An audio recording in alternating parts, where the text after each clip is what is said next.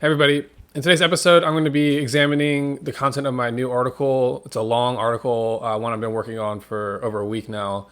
But it has to do with one of the most important aspects in esoteric philosophy, which is the mystery schools, understanding the role and purpose of the mystery schools, and more specifically, the role that they played in ancient society, and then how they transferred into a new form at the onset of the Piscean Age, which is the age of Christianity emerging out of the religious institutions of the pagan era. So we're going to be talking about that transition, and we're going to be talking about the mystery schools in general.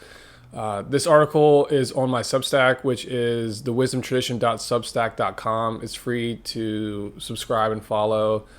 If you do subscribe, you'll get the new articles posted right in your mailbox. And so please check it out. This is a great article. I hope you read it. But I'm going to be going over in detail a lot of the content of this article today on this podcast. So it's called The Mysteries and the Invisible Government, with the subtitle, An Examination of the Arcane Institution Responsible for Accelerating Human Evolution.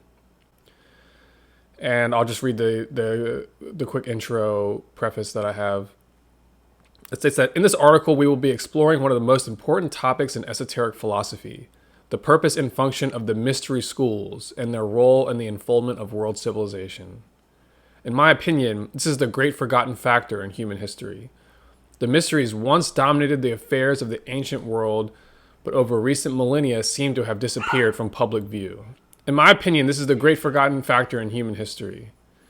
The mysteries once dominated the affairs of the ancient world, but over recent millennia seem to have disappeared from public view.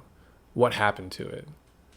So, again, this is what we're going to be looking at today. And this picks up, actually, where my previous article on NATO and Ukraine and the Great Reset, where that whole article, the analysis I laid out in that article, ended with this question of whether there was a hidden hand involved with world affairs that is the great dynamic factor that we need to really consider when we're analyzing history and analyzing geopolitical events, because I don't think you can make sense of human affairs or human history without factoring in this most important of concepts. So the mystery schools is, I think, the answer to that question of the great hidden hand.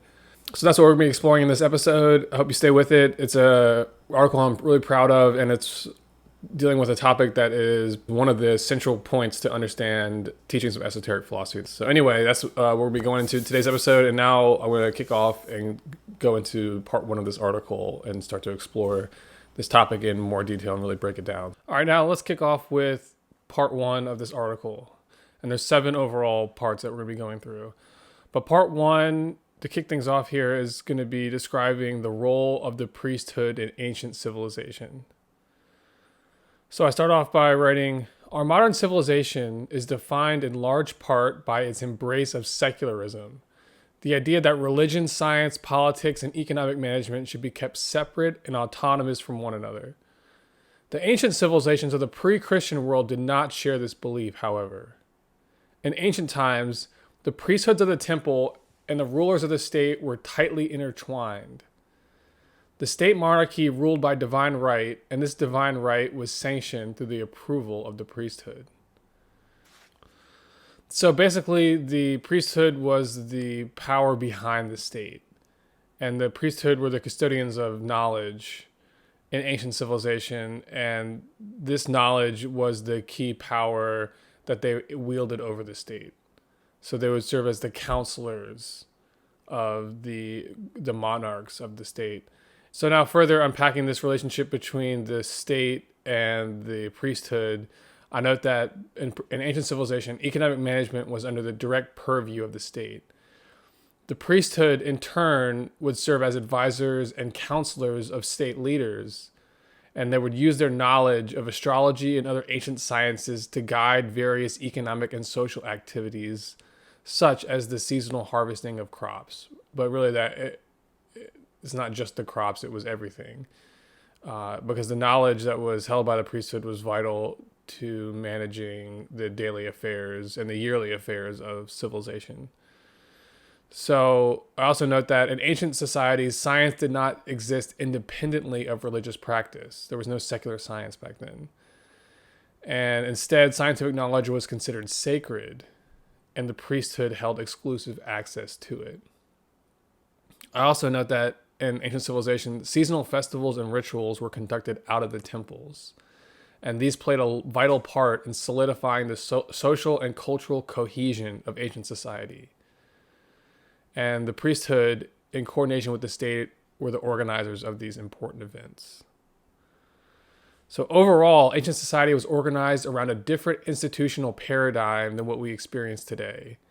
One characterized above all by the fact that every aspect of society was influenced with and infused with a religious vitality. As the leaders of the state religion, as advisors to the state government, and as the keepers of the sacred sciences, the priesthoods were the custodians of this vitality, and therefore were the true guiding lights behind the glories and achievements of ancient civilization. On this point, Manly Hall writes, quote, "The temple was the cradle of civilization. The priests, exercising their divine prerogative, made the laws and enforced them, appointed the rulers and controlled them, ministered to the needs of the living, and guided the destinies of the dead.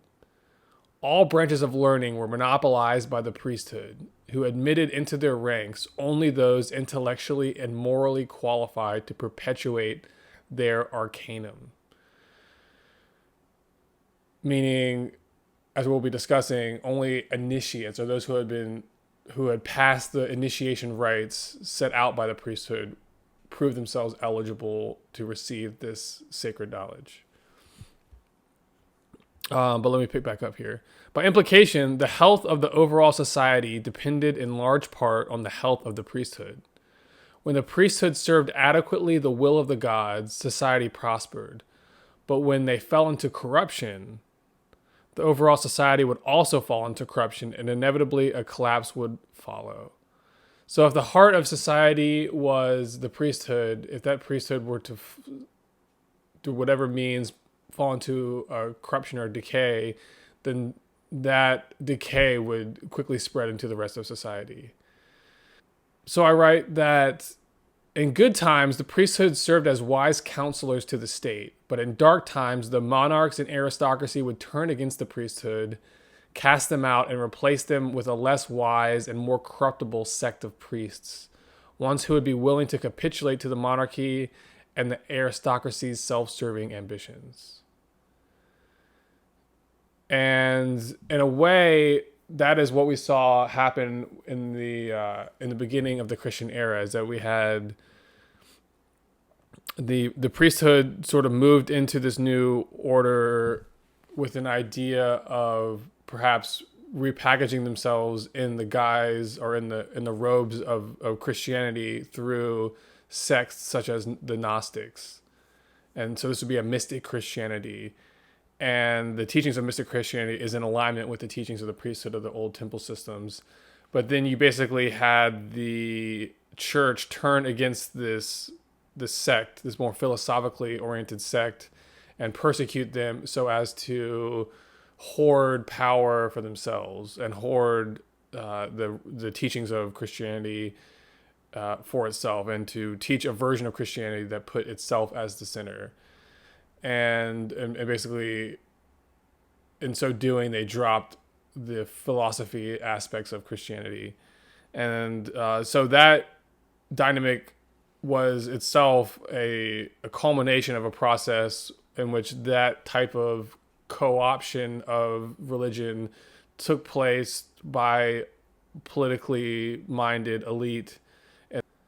So that was a cycle that we'll be exploring here in a minute. That process of a taking over of the priesthood and a sort of corruption of the priesthood would take place in different forms in all the different ancient civilization patterns, which is why we saw repeated cycles of collapse happen in ancient civilization, culminating in the complete collapse, which is marked by the Roman Empire falling apart, and then its replacement with this new paradigm of institutions and this church sort of motion away from the mystery system and the philosophies of the mystery system, in order to claim a unique privilege for itself and to become the global power that it became. That is sort of representative of a culminating motion that was happening throughout the Age of Aries as the pagan order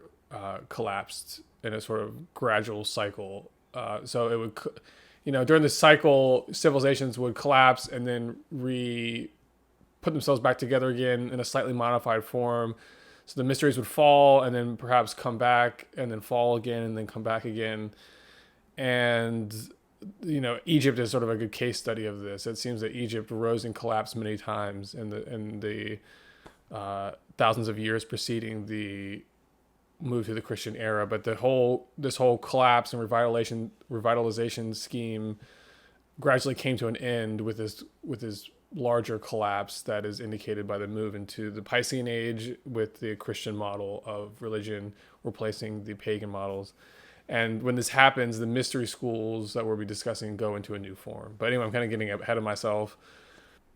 I also point out, so the priesthood could be co-opted by the state, or vice versa. The priesthood could be the ones who corrupt the state. So I write that in a worst case scenario, such as that which transpired during the dark ages of ancient Egyptian and American civilization, the priesthood would fall under an evil influence itself and practice black magic, where they would misuse their knowledge of the sacred sciences in order to gain political and psychological control of society and energetic control over nature's elements. No matter how it happened, whether the corruption came internally or whether it was forced on it from environmental, social forces, if the priesthood became corrupted, that was a death sentence for the civilization at large, as the priesthood was the custodian of the vital knowledge required to keep the civilization prosperous. This vital knowledge included knowledge of the workings of energy, of the sacred geometry's underlying physical form, of the astrological motions of the stars, and also included the healing arts and meditation and yoga. All those sciences formed the sacred knowledge of the priesthoods. If the priesthood became corrupted and dominated the state, or if the state became corrupted and cast out the priesthood, then the bond between the two would have been broken, and consequently the flow of vital knowledge into society would be severed. Without the input of vital knowledge from the priesthood, civilization would fall out of tune with the natural cycles of heaven and earth.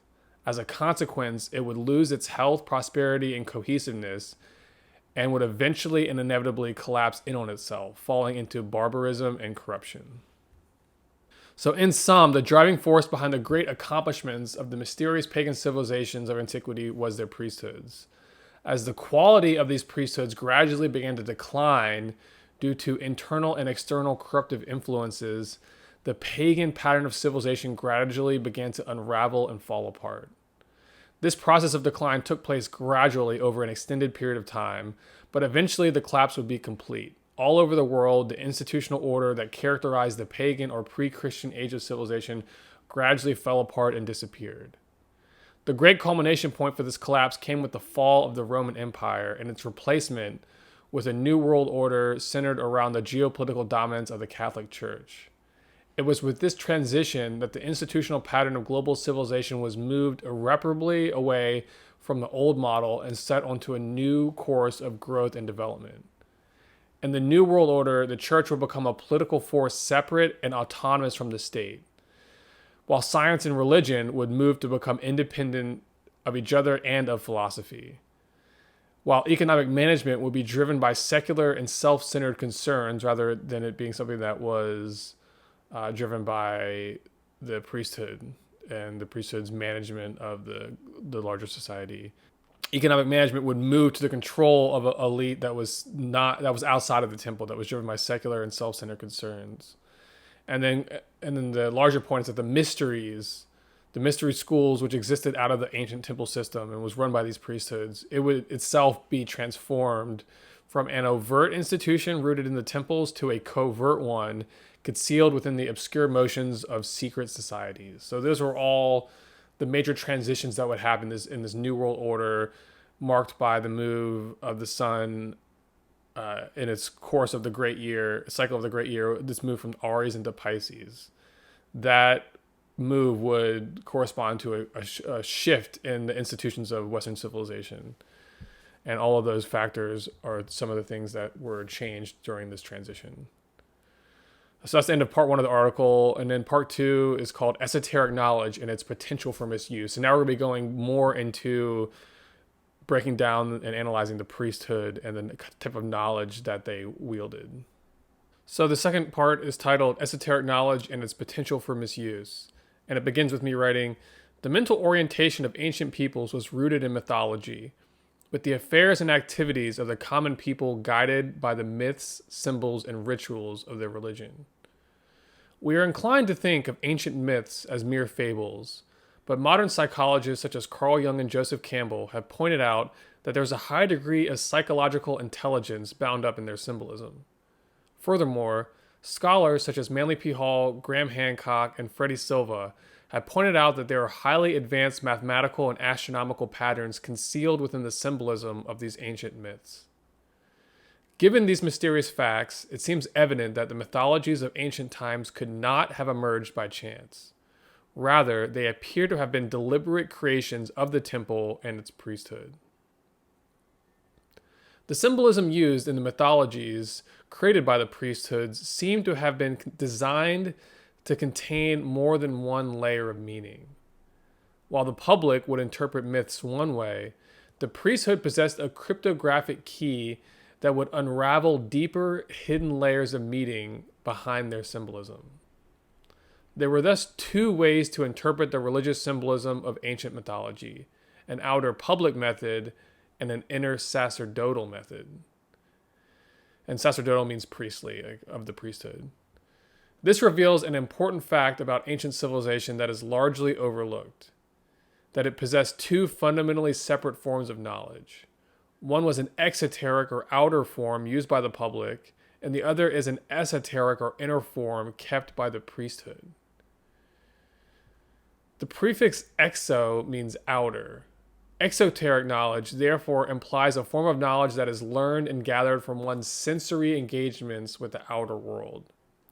As Manly P. Hall describes it, this includes every form of knowledge discoverable to the intellect through the sense perceptions of the physical mind.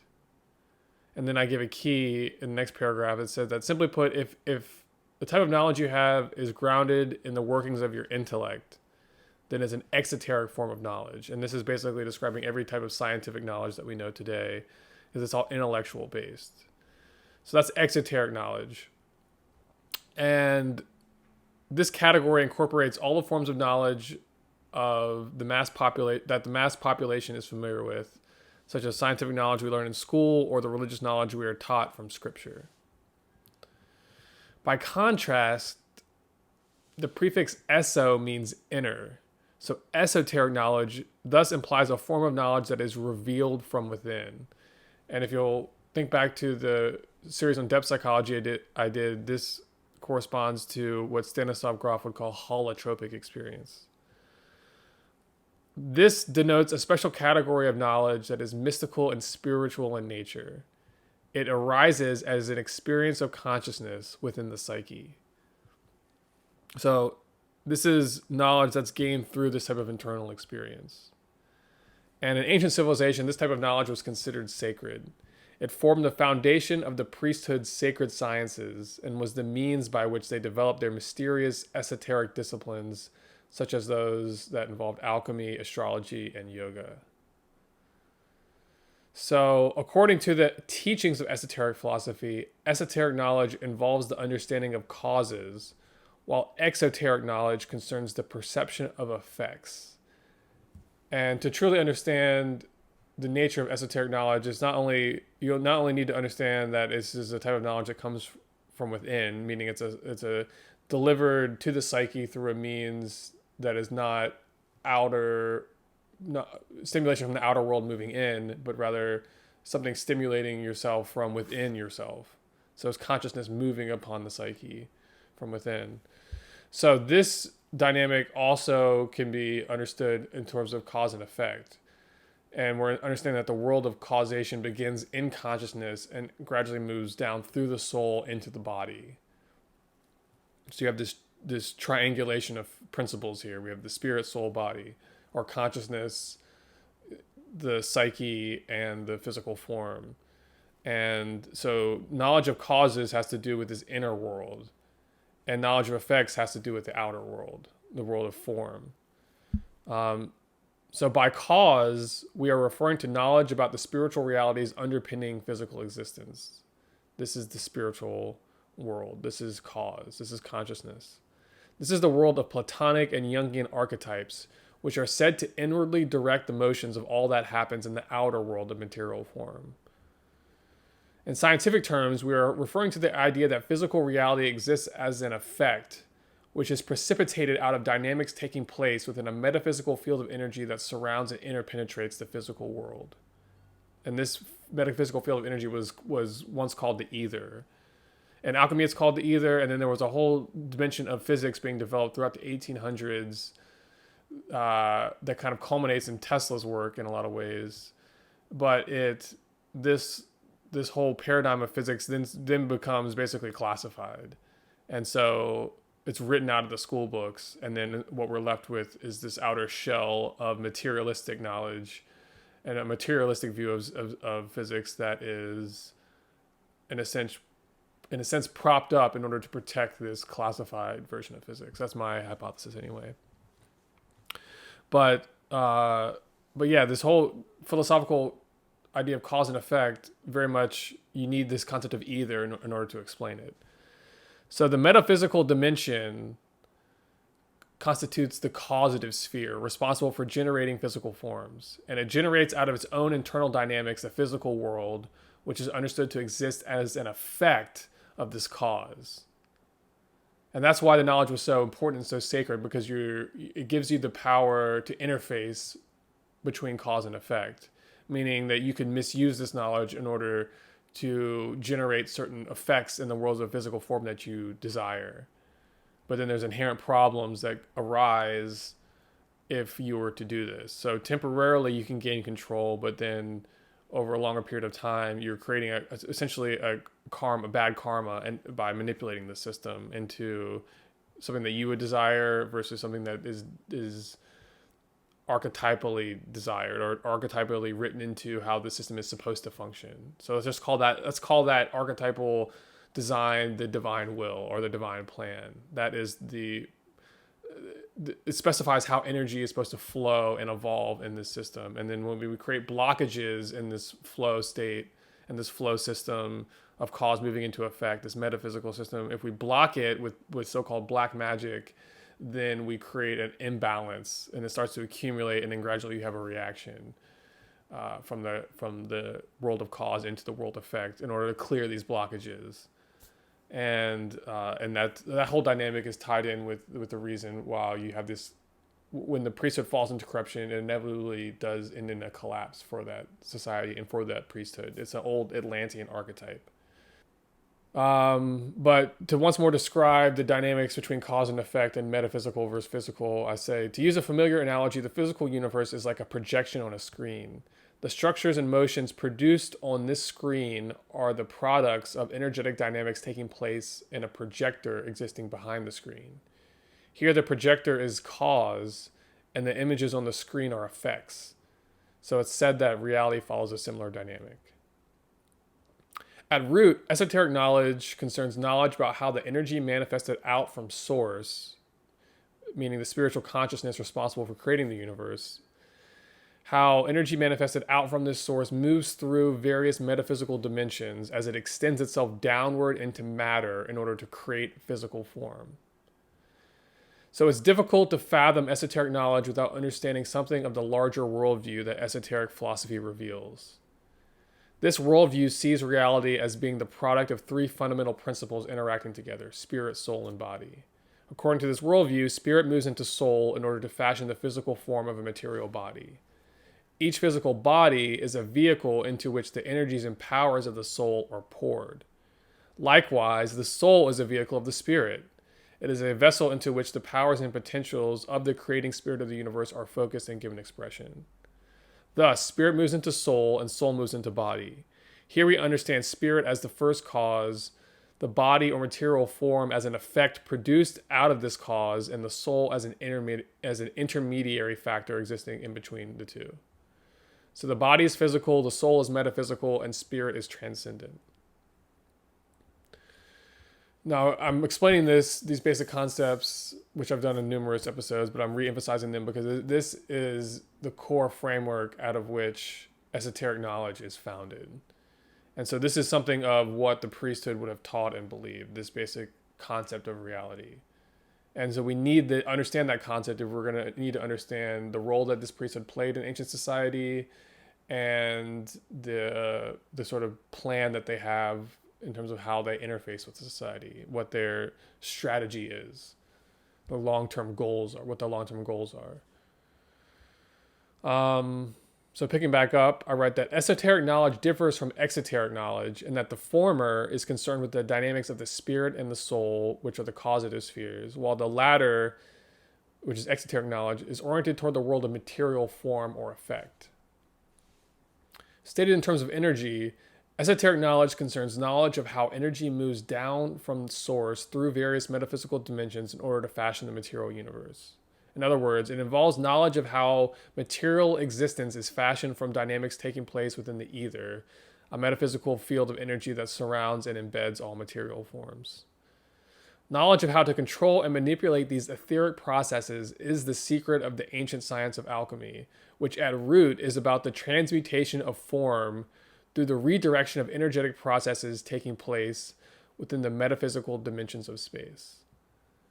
If you consider the implications of how this powerful form of knowledge could be misused, we can begin to understand why esoteric knowledge was considered highly sacred and why the priesthood felt it was so important to keep it closely guarded away from spiritually immature people.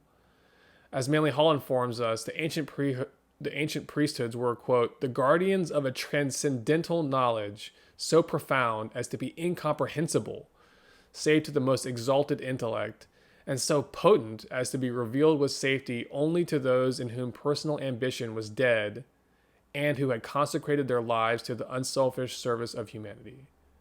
Henry Drake, one of Hall's proteges, elaborates, in the program of the mysteries, each individual must grow into the comprehension of truth.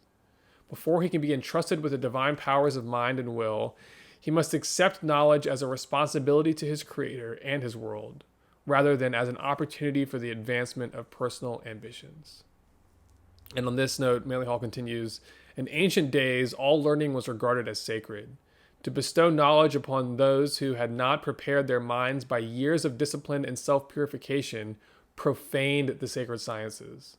Thus, the choicest branches of the sciences were communicated only to duly initiated pupils. Only those who had met very stringent requirements were allowed to receive the sacred knowledge that was an exclusive possession of these priesthoods. These requirements included A, the purification of oneself from physical and emotional imbalances. B, the release of oneself from the attachment to self-centered motivations and impure thought patterns. And C, the dedication of oneself to the service of a higher divine plan. The misuse of sacred knowledge constitutes black magic, which is the reappropriation of esoteric knowledge in order that it be used to redirect nature's energetic processes towards ends that are driven by personal desires and agendas rather than toward the fulfillment of God's will and the divine plan. It was the use of black magic that led to the final collapse of the Atlantean civilization pattern. Unfortunately, the karma from this age would re-express itself numerous times over subsequent eras. For example, the priesthoods' fall into corruption and use of black magic was said to be the cause of the collapse of the ancient Egyptian and American civilizations, which rose to great heights only to collapse into complete destruction. In addition, one might look at the current corruptions of modern science and the technocratic ruling elite as a modern recapitulation of this Atlantean karma pattern. And again, that point right there is what I was indicating to some degree in my previous article by noting that there's a hidden hand. And by that, I mean that there's a polarity existing in this innermost aspect of, I think, global governance, which is the invisible government that I'm talking about here, the priesthoods, the authentic priesthoods. And then you have the sort of black magicians who are disciples who are not mature in their spiritual understanding, but who are misusing the sacred knowledge of the priesthoods in order to pursue self ambition or self-driven agendas that have been decoupled from what the larger divine plan is. And so that to do that is a sign of spiritual immaturity. So it's those who have gotten to a certain degree but are not fully mature, so they're not full initiates yet. Those disciples can fall back into a pattern of sort of being dominated by ego-driven concerns, and then in so doing they misuse their access to the sacred knowledge or whatever they have learned so far. So that's the basic dynamic here. And I think that there's that essence is, I think, what you could look at the modern elite as having fallen into. That I think behind the elite that I'm talking about, the sort of the technocratic, elite, or the people who are, trying to engineer society towards these, transhumanist goals, that reflects a psychology that is not philosophically mature, and it reflects a lack of understanding of the larger spiritual reality that exists and underpins this physical world. So in some way, they're using aspects of knowledge, of scientific knowledge, or certain secret knowledge about how this environment works. They're using that in order to further self-driven agendas, whatever those may be. And they may be different for different groups who have access to certain parts of this sacred knowledge. So there could be certain aspects of, classified military research technology that is delving into the sphere that was once sacred knowledge. And people in those spheres are using or misusing that knowledge that was once held sacred in order to do things in the world that are against the divine plan. So that's the textbook definition of black magic. And so in a way, we have the secular version of black magic, which is the development and misuse of technologies that leverage these scientific ideas that interface with the ether and things like that. I do think that exists, but I think behind that system is the invisible government, and that's the true power center. So I just want to highlight that dynamic out. And I also want to point out that there is a certain archetype throughout history, going back into Atlantis, of this type of fall into corruption happening.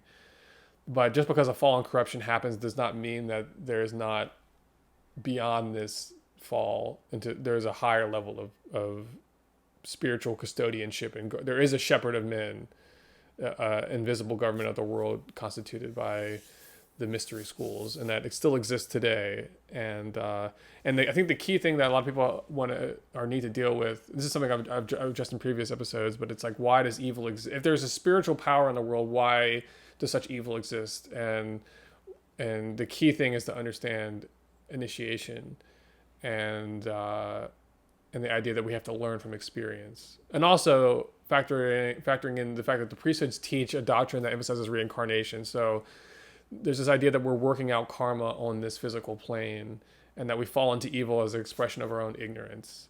And so we're here to learn from experience, and that, death is not actually the end of anything, but you continuously cycle back between a physical existence and then an existence in the metaphysical dimensions, and then you go back into physical, and you keep doing this until finally you become a fully evolved, spiritually awakened being that can be actively, whose spiritual consciousness can be awakened in this physical plane.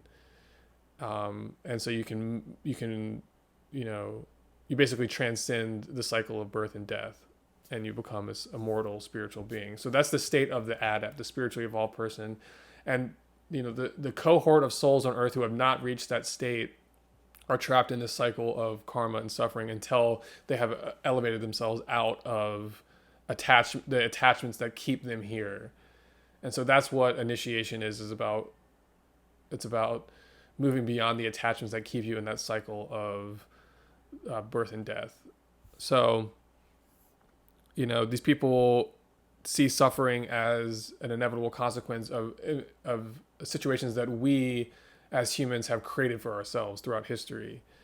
And there's also this idea that that we all incarnate at a time and place appropriate to our own state of soul development, appropriate to our past expressions of karma, and appropriate to what needs we have to work out this karma. So there's no arbitrary, suffering in the world, and that Manly Hall emphasizes that behind all apparent injustices in the world is a supreme justice, or there is one supreme law, and that we fall into these cycles of suffering because we break this law.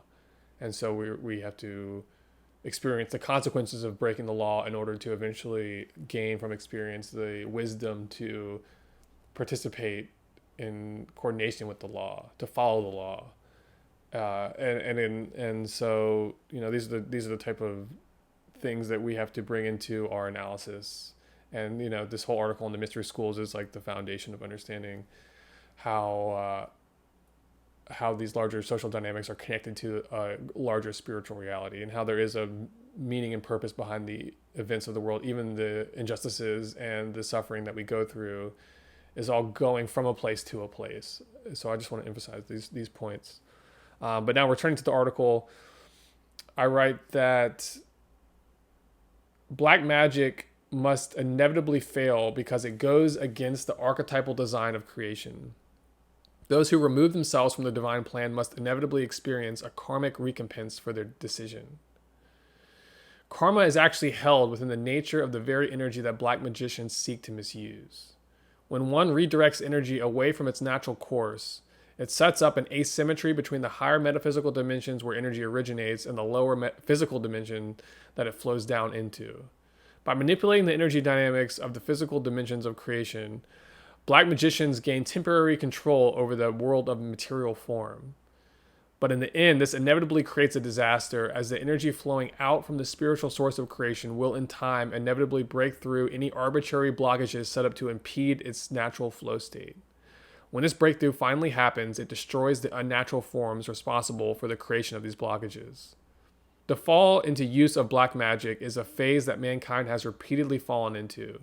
It is a karmic pattern inherited from Atlantis that we have not yet escaped. When this happens, there is always an element of the priesthood, those of the highest grades, that does not fall into such practices or into such corruptions. So, in a way, a corruption of the priesthood is like a downward shadow of a higher element of the priesthood who will never fall into such practices. And the reason why is because to ascend to the highest levels of esotericism is to become one with the creator and his plan. This highest order of the priesthood is constituted by what in esoteric philosophy is called adepts, a term which represents an individual who has attained the highest degree of spiritual awakening possible for a human.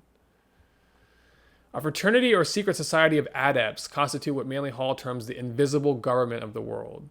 This is the same group that Francis Bacon, in his book The New Atlantis, terms the College of the 6 Days' Work, and which Plato, millennia earlier, coined the philosophic empire. This secret fraternity of enlightened individuals is the true shepherd of men.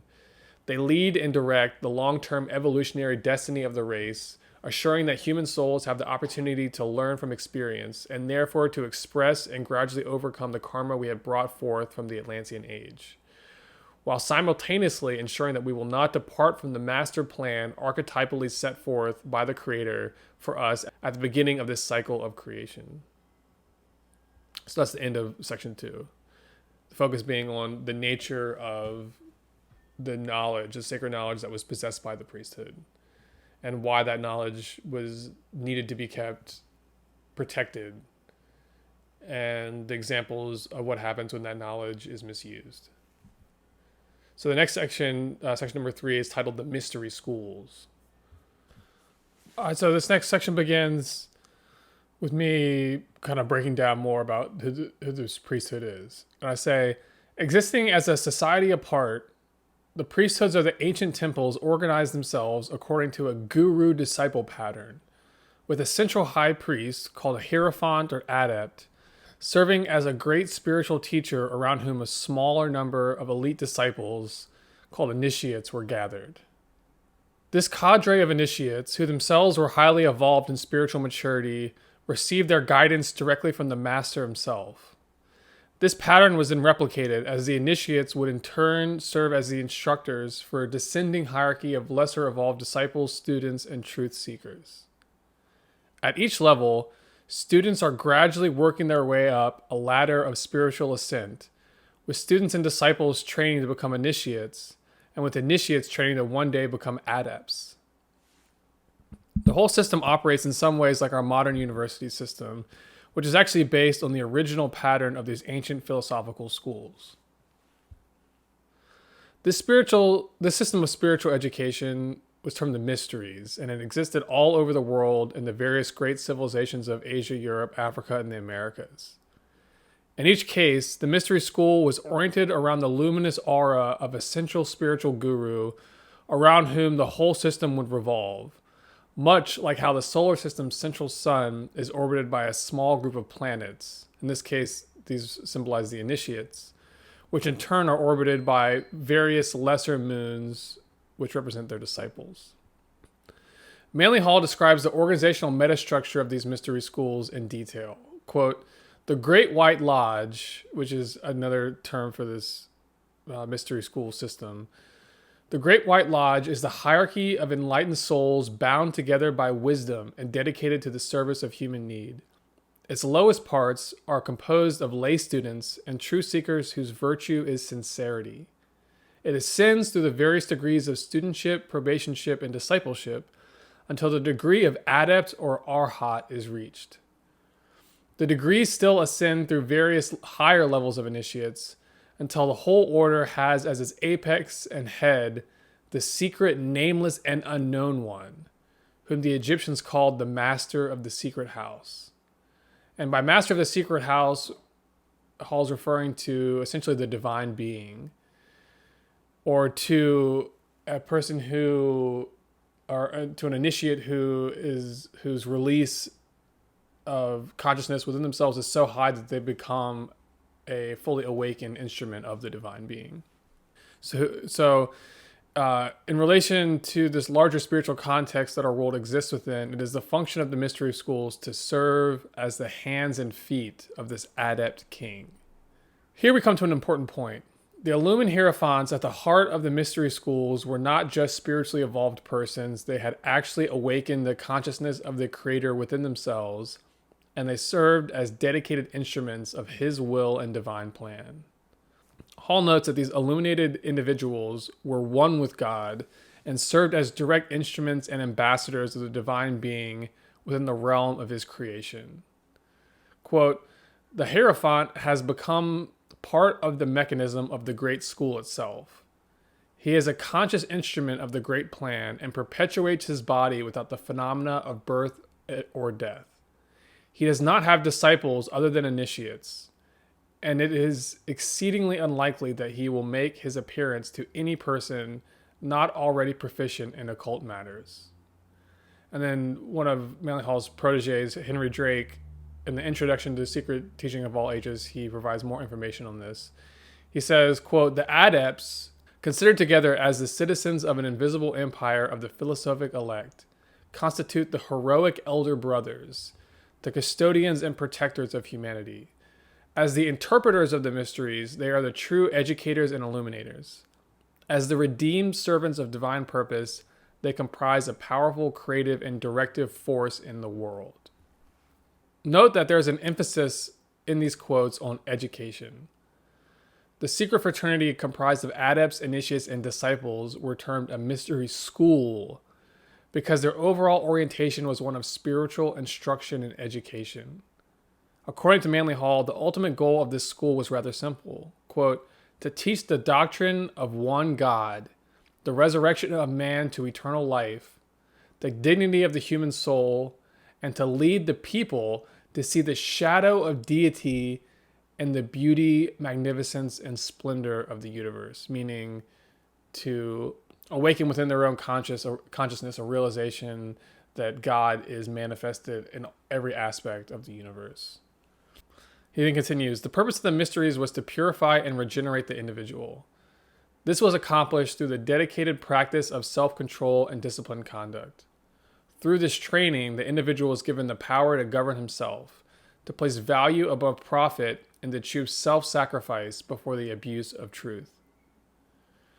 From this, we can gather that the mysteries exist to awaken the consciousness of the Creator within the human being.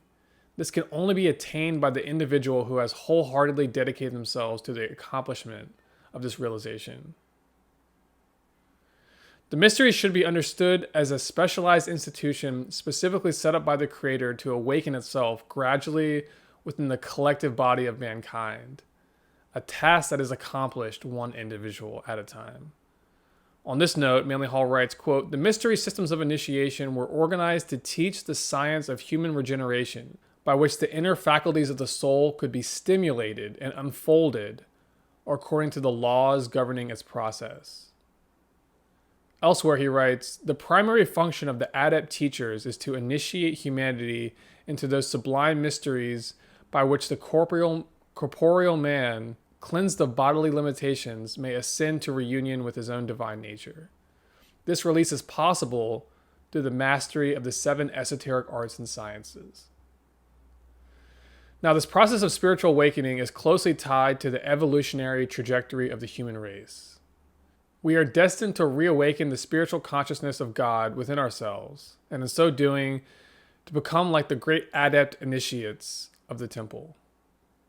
In this way, the adept, quote, "foreshadows the state of mankind when it will have attained the full release of its faculties and powers."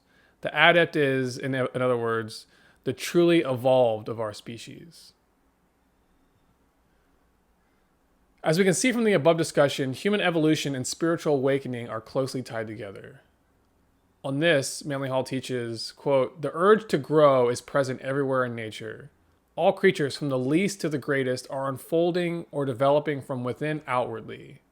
In the human being, the urge to improve is expressed rationally, and man puts his intellect to work to devise a means of cooperating consciously with the evolutionary processes. From this, we can infer that the mysteries were created to meet an innate need within the human being, to discover the means whereby mankind may unfold its own innate potentials for spiritual evolution. This evolution is to be advanced in order that mankind may become a willing participant in the fulfillment of the Creator's plan for the universe he has created." So, elsewhere, Manly Hall makes the point that the purpose of the mysteries is to accelerate human evolution.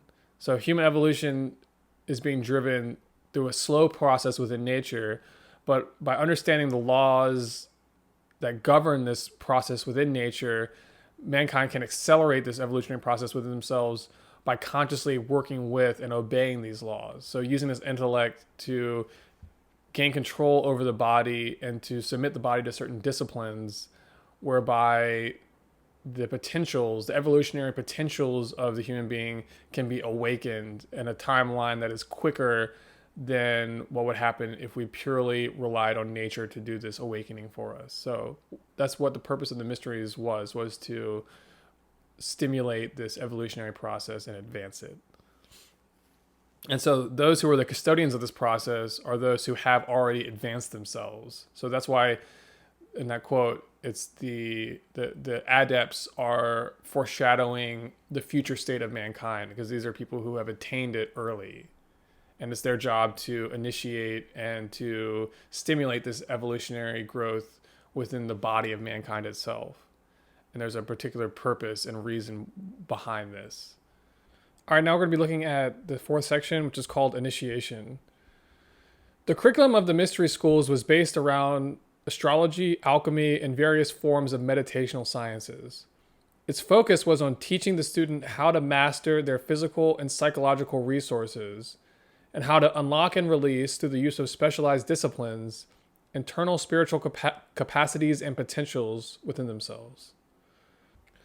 On this, Manly Hall writes, "The mystery schools are institutions that have appeared among all great civilizations. These schools develop systems of special culture intended to stimulate, train, and directionalize metaphysical forces present within the subjective nature of human beings. The formulas of these schools were called disciplines. The disciplines differed according to the requirements of various races and nations, but in all cases, the end to be achieved was identical: the release of the true man from the limitations imposed by his material nature. The instructional technique utilized by these schools to communicate these disciplines utilized a pedagogical technique that is largely forgotten today, that of initiation. The initiation process emphasizes the students' need to demonstrate what they've learned. They must be able to actually prove their mastery of the curriculum by passing real-world do-or-die tests. In order to pass from one degree to another, the student had to demonstrate that they had actually transformed themselves through the internalization and mastery of the esoteric teachings they had been taught. On this, Mr. Hall writes, in the mysteries, candidates were tested as to their strength of character, their courage, their integrity, and their intelligence. The initiations given by the old mystery schools were trials of spiritual, mental, and physical strength. Those who passed the initiations satisfactorily were accepted into the body of the priesthood and were instructed in the secrets of the ancient wisdom. One example of this is the ability to astral project oneself out of body. The more advanced levels of esoteric instruction were communicated only once the student had developed the capacity to accomplish this feat. Until they could fulfill this requirement, they were stuck on a level with higher levels of instruction saved for those who had already discovered how to release from within themselves this rarefied ability. Manly Hall comments, quote, the initiate is usually clairvoyant to some degree, as this is necessary to his initiation. He may or may not possess the ability to function consciously outside of the physical body. He can read part of the etheric record of the earth and has a considerable understanding of the invisible worlds. He is able to commune with others of a similar degree of development by subjective methods, and he is part of that great brotherhood of initiates, which is being built up in the world as the foundation for the philosophical era that is to come. He continues, the secret schools of antiquity instituted systems of definite discipline by which the whole nature of the person was disassociated from the elements of esoteric knowledge, and through protracted effort elevated to the level of supersensuous comprehension, by which he means this is the process by which you gain esoteric knowledge, is this internal process of realization. Having reached this state, the principles of higher knowing are then communicated to the neophyte by a method almost as arcane as the secrets themselves. A strange telepathic system was developed whereby the findings of the subtler inner perceptions were communicated. Perhaps the most pivotal of all initiatory degrees that initiates must pass through involves undergoing the experience of ego death and spiritual rebirth. Manly Hall teaches that in the higher degrees of the mysteries, the more advanced pupils actually pass through the experience of death, an experience created for them by the wisdom and ingenuity of the priestcraft. Many of the initiated hierophants and adepts were profoundly versed in mesmerism and hypnotism. They could cause artificial catalepsy, and by their own knowledge of natural law, temporarily force the soul out of the body that it might gain the actual experience of passing into the invisible world. This experience would acquaint the neophyte with all the profundities of mortal and immortal existence. Hence, it was well said that a man was born again when he had passed through the initiations. Hall emphasizes that this experience of death and rebirth is one of the key elements of the initiation process. Having been liberated by death from the limitations of body, man gains one advantage over his incarnate state. He has come to function in and become a part of that subjective world of which our objective sphere is but the shadow.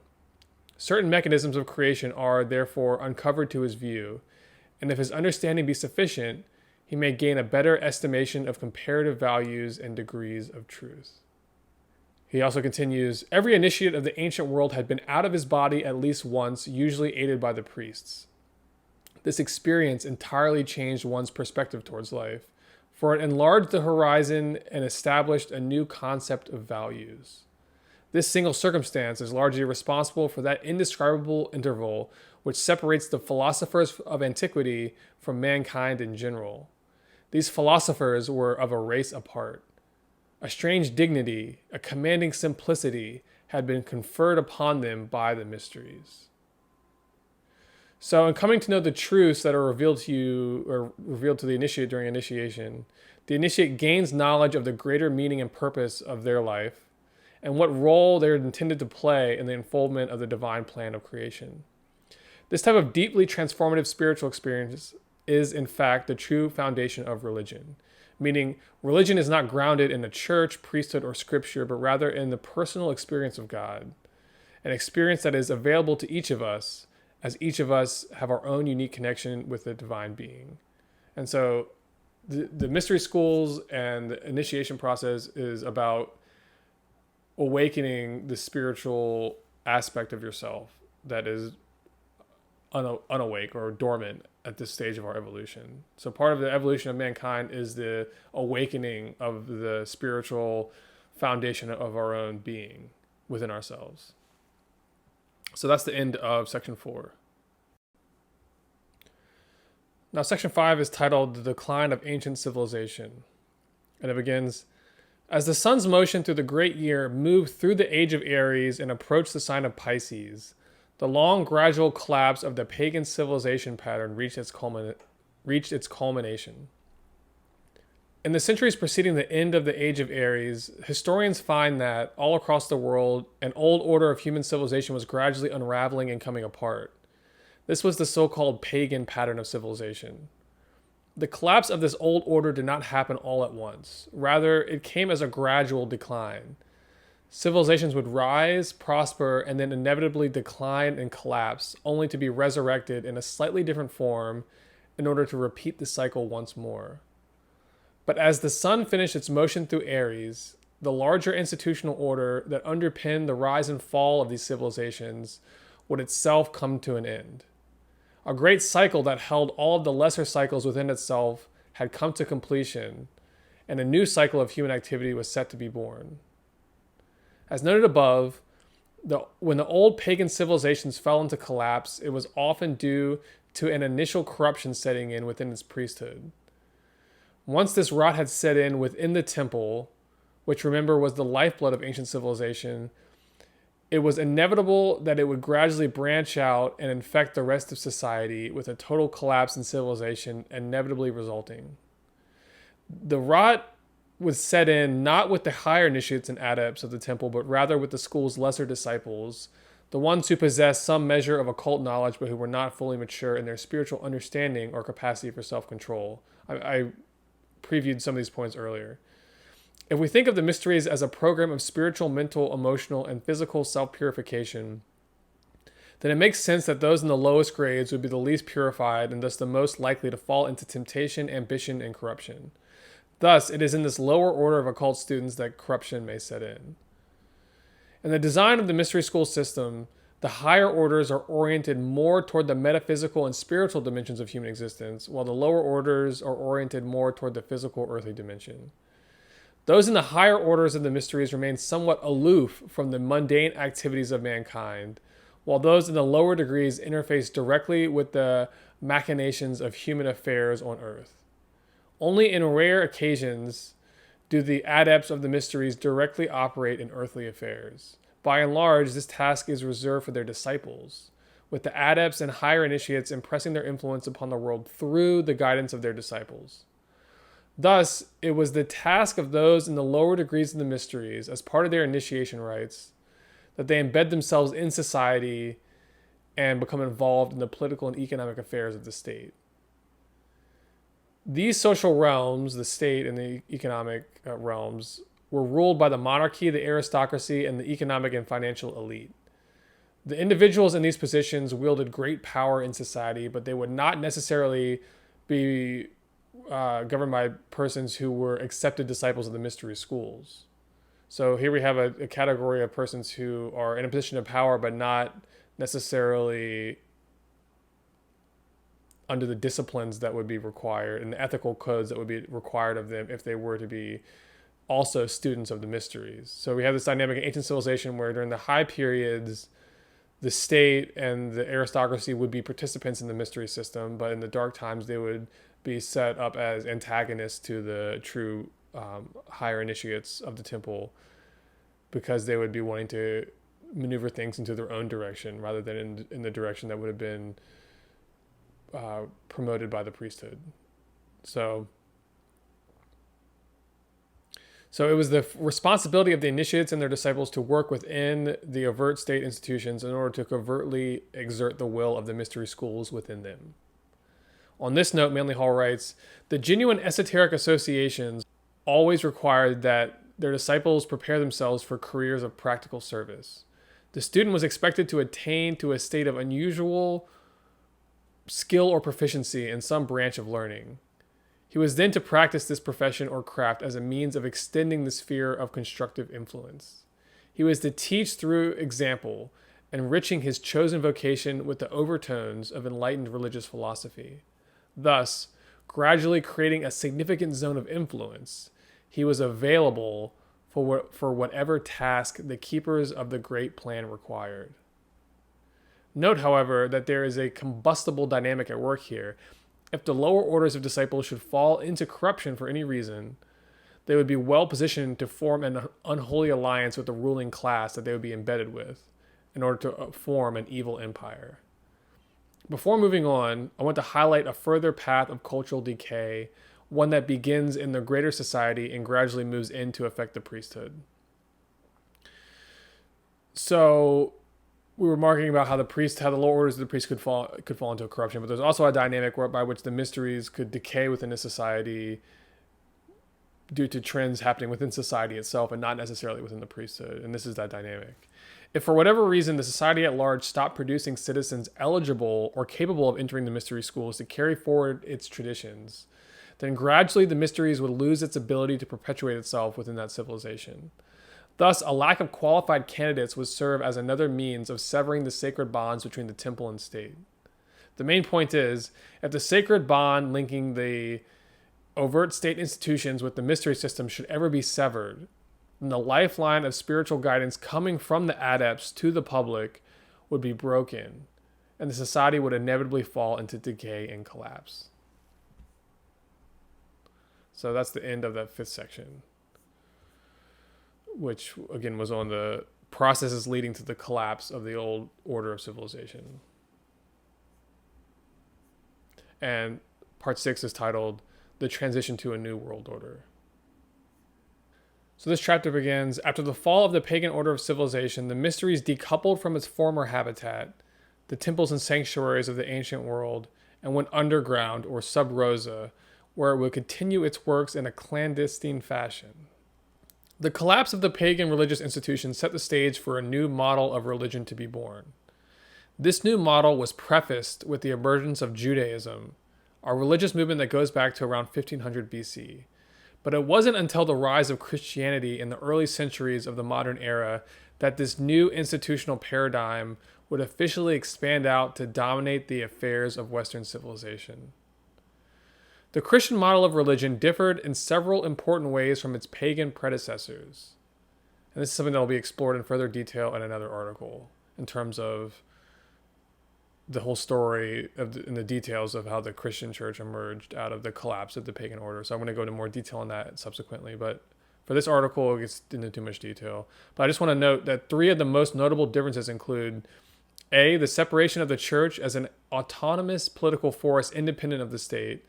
B, the rise of the desire for world domination within the church, with it seeking to convert other civilizations into its belief system and thereby to consolidate mankind's expression of religion into one global superstructure under its control. And then C, the abandonment of the initiatic method of spiritual instruction emphasized by the old mystery system, with the church claiming to be the sole custodian of man's spiritual salvation, a reward it provided to spiritual seekers only after the individual had sworn allegiance to the church.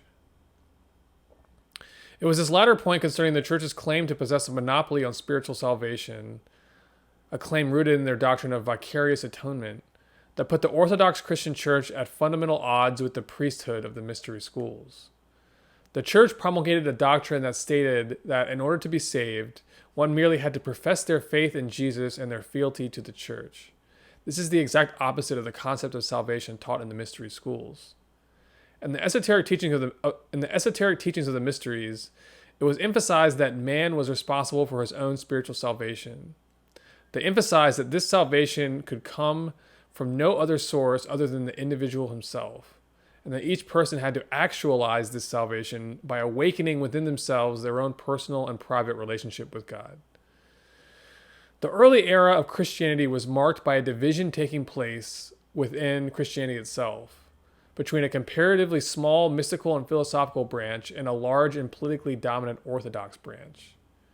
The former is best known through the sect of the Gnostics, while the latter is the sect that became the Roman Catholic Church. The Gnostics sought to maintain the enlightened philosophical teaching of the mysteries and to bring these teachings over to the new faith.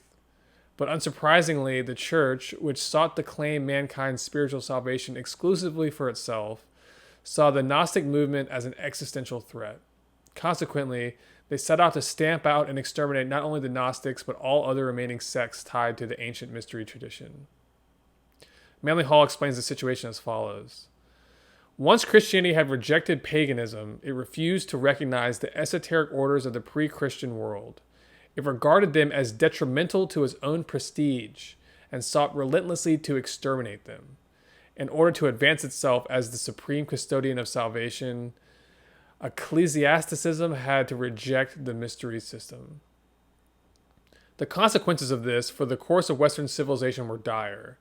In its own effort to usurp this high destiny for itself, the Church obscured the very essentials of human progress and discouraged its followers from those noble and unselfish convictions which might long ago have supplied the incentives for a universal reformation of mankind.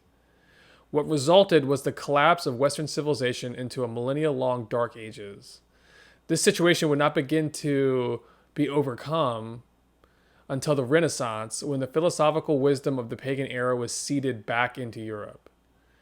It was this campaign of persecution by the Church that led to the concealment of the mysteries within secret societies. Despite the Church's campaign to stamp out all traces of the old mystery school system, its leaders survived and remained active in the pursuit of their great work.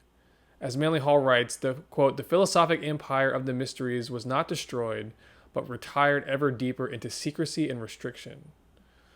Throughout the long era of the Church's dominion, numerous branches of this concealed mystery system have sprouted up to carry on its work. These include the Knights Templar, the Alchemists, the Kabbalists, the Rosicrucians, the Freemasons, and the Bavarian Illuminati. In modern times, these secret orders still exist and are still working towards the same end goals that they have always pursued. The vehicles they operate through have evolved, however. In each age, the Invisible College works through specialized instruments designated to meet the needs of a specific time and place. In the old pagan order, they worked through the great temple complexes. In the era when the Church dominated human affairs, they worked through secret societies like the Freemasons.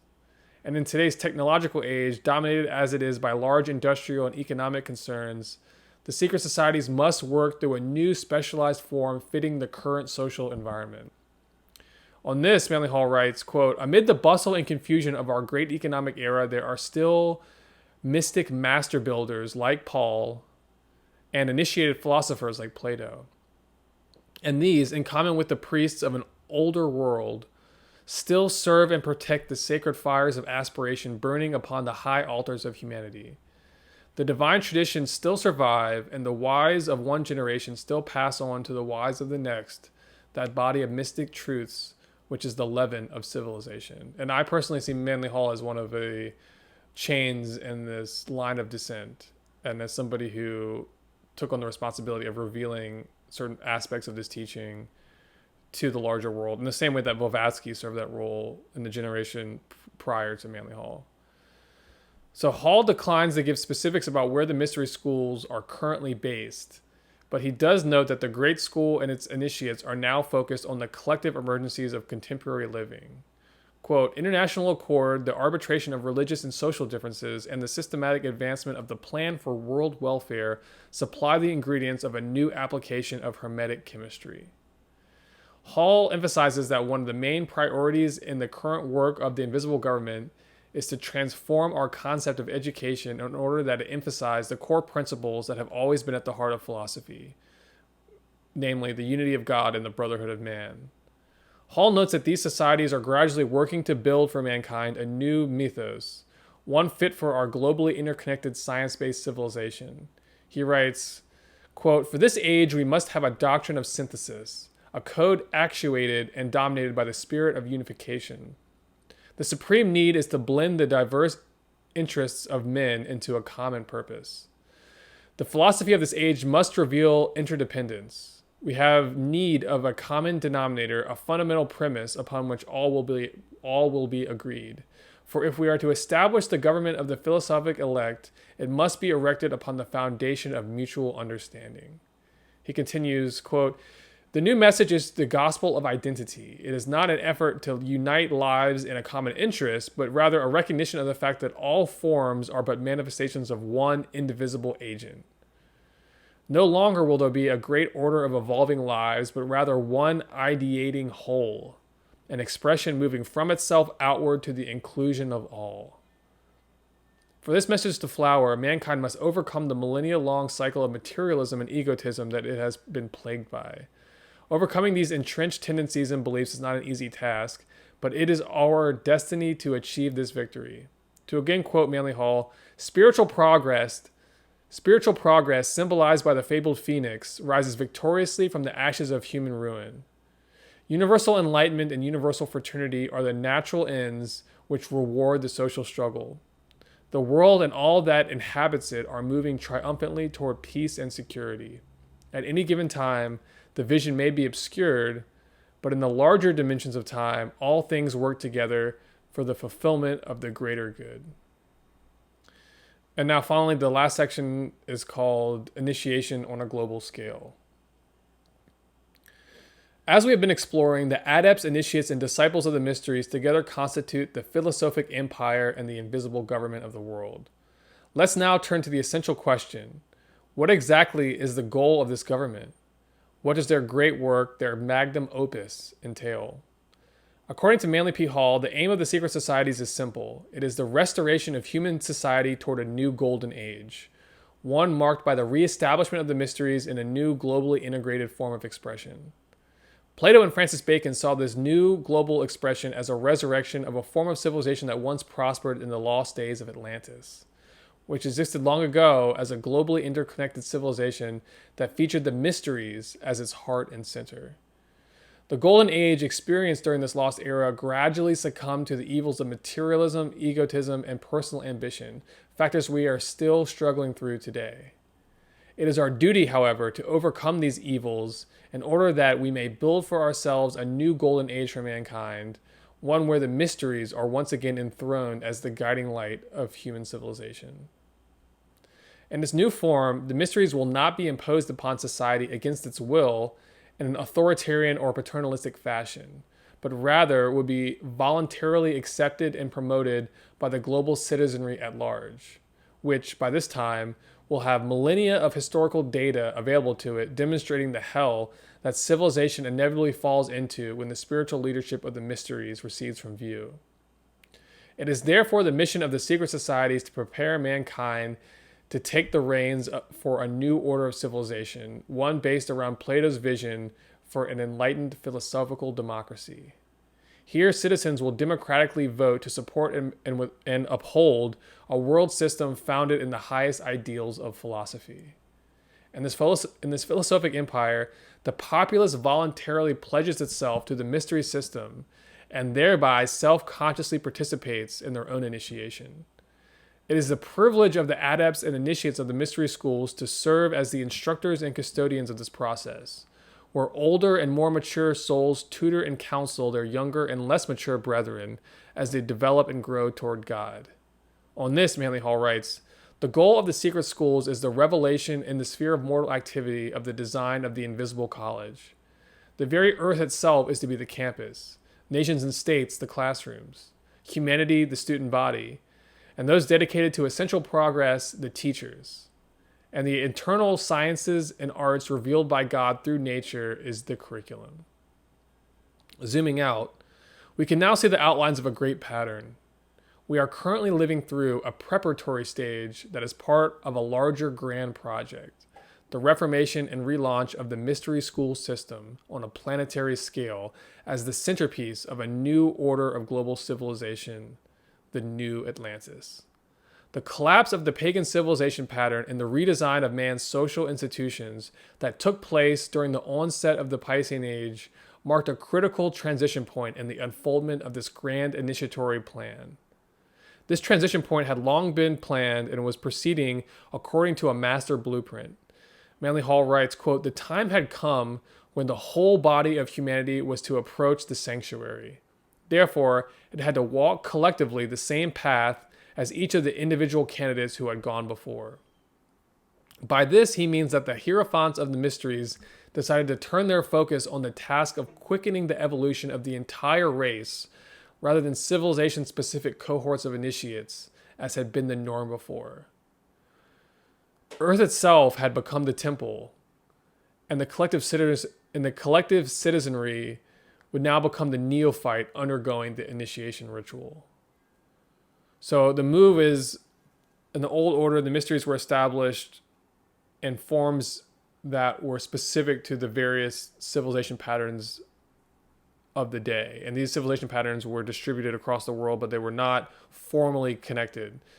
So when the mysteries moved out of that old order and moved into their new form, the goal would be to create a global civilization in order to resurrect the mystery system in a form where it would have one coherent global expression rather than a number of different global expressions that were unique to the different civilizations of that time period.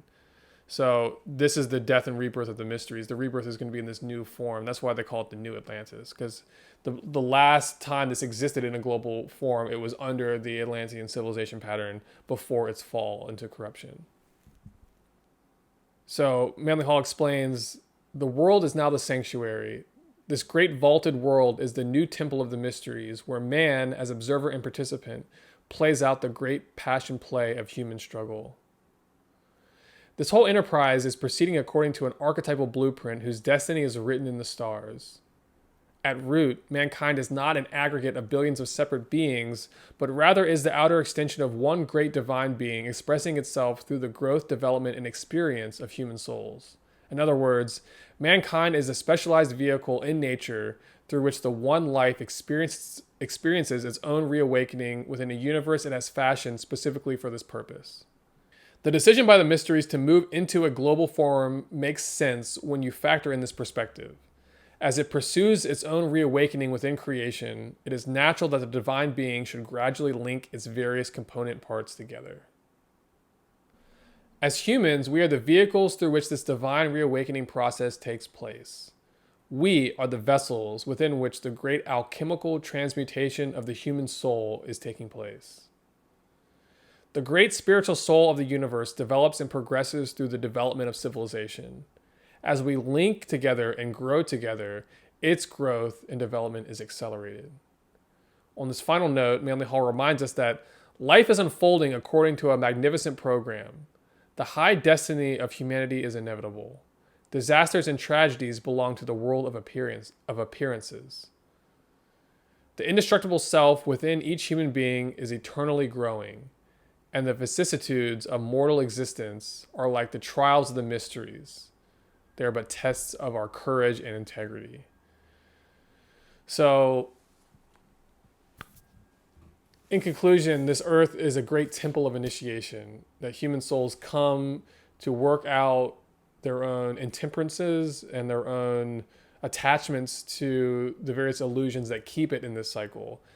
And as we shed these illusions, we actualize potentials that are latent within ourselves. And in this way, we not only grow towards God, but we express the divine that is inherently within us. So that's what we're working out here in this great temple of initiation that is the earth. And it has always been the temple of initiation, and it was back in Atlantis in its own way. And now in this new cycle, it's expressing itself in a new form. But it's the destiny of our own evolution to achieve these high spiritual ends. And so now, at this current moment in time, we're living through another one of the key stages in this long, grand process of reestablishing the mysteries on a global scale to create the new Atlantis. And that's my take on the invisible hand that is behind the affairs of human history and the affairs of mankind and geopolitics and all of that. So I hope you enjoyed this episode. Please check out the article to read it. Even though I went over it now, at least bookmark it. You can come back to it. This is an important, very important topic in esoteric philosophy. It's one of the central things that you have to really understand is what the mystery schools are and how they interface with the world, because they really are the vehicle by which these transcendent spiritual truths that we talk about, how they can exist, and at the same time how human suffering can exist on Earth. And the intermediary between the heavenly world and this earthly world is this mystery school system. So thank you very much for tuning in, and God bless. And check back. I'm going to be having a couple Manly Hall lecture analyses episodes that are going to be on this topic coming up. So I'm going to be unraveling more this idea of initiation and the idea of secret societies in the modern world. So stay tuned. Thank you.